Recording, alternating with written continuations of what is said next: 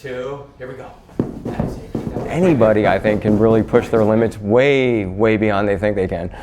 And it's just the mental part. You just have to believe it. And once you do, it's unlimited. And I love that. Pushing limits is a way of life for personal trainer Kyle Cashin, who takes it to extreme levels. I think it was in '94, they started coming up with these 24-hour mountain bike races, and we were into mountain biking, so we started doing the races. I had gotten into Ironmans in '95, so I was building my endurance up a lot. And I thought, I'll try it. And my first one, I ended up riding for 26 hours without stopping. I think I was probably about 22 hours in, and we're in the morning now, it's hot. It was a hot day. And I'm going up through this mountain. It was all nice climb. And I'm like waving to somebody that's like clapping for me, but then I realized there was nobody there. And I had heard that you could hallucinate. I was totally hallucinating. There was nobody there. I was sore for about a week, but it was pretty epic. It was a good experience. Kyle has done 28 Ironmans, around 15 24-hour mountain bike races, and 5 50-mile runs, and even one 100-mile run. Because I was born with a heart murmur and a mitral valve prolapse, and they didn't want me playing sports when I was a child.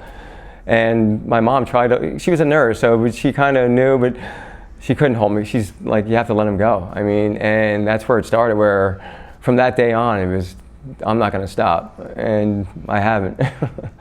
Even when he began to feel pain in his back, which eventually moved down to his hips. I was basically walking around with out of a 1 to 10, probably an 8 pain all the time for almost 2 years.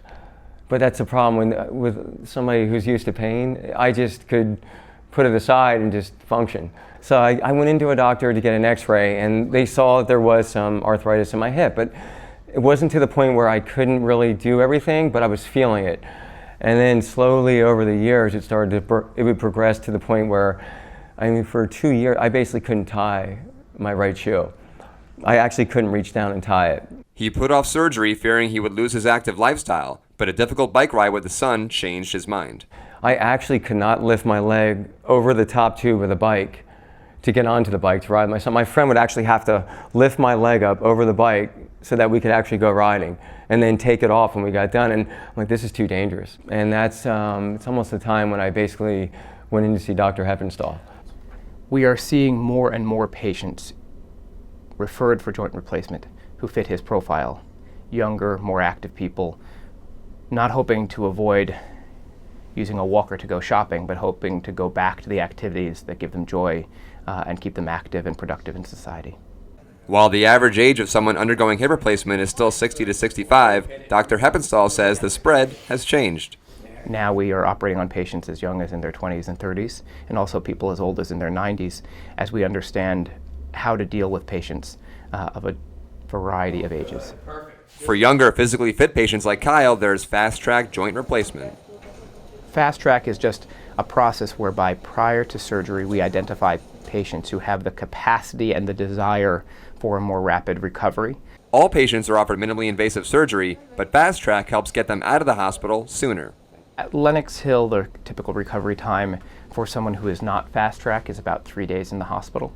And the typical recovery time for somebody who is fast track is maybe a day and a half. I mean, I was back work after 2 days after the surgery. I was no pain, I had nothing. And one of the girls, she's a physical therapist, and I'm working, she goes, I thought you were getting your hip replaced. I'm like, I did. She's like, no you didn't. I show her my scar, she's like, oh my God. Because there really was you couldn't tell. There was no limp, there was nothing. Kyle had an exceptionally rapid recovery. It has to do with the fact that going into surgery, he was a very strong, active, athletic person who was highly motivated, and his self-concept was one of independence. That was my fear, is not to be able to get that lifestyle back. And not only did it come back, it's even better. Like, I didn't lose anything, like, from the surgery, even like atrophy to the muscles, anything, nothing.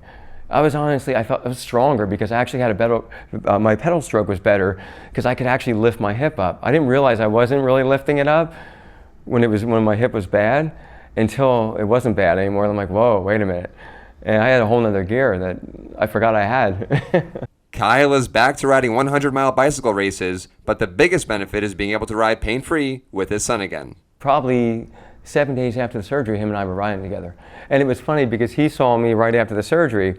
And he's like, Daddy, he's like, what happened? I said, look, I got a new hip so we can ride our bike. He's like, well, when are we riding? I'm like, and that following weekend we went out, and ever since then, I mean, we're riding. And that's what it's about right there. The quality of life. Right there's my quality of life.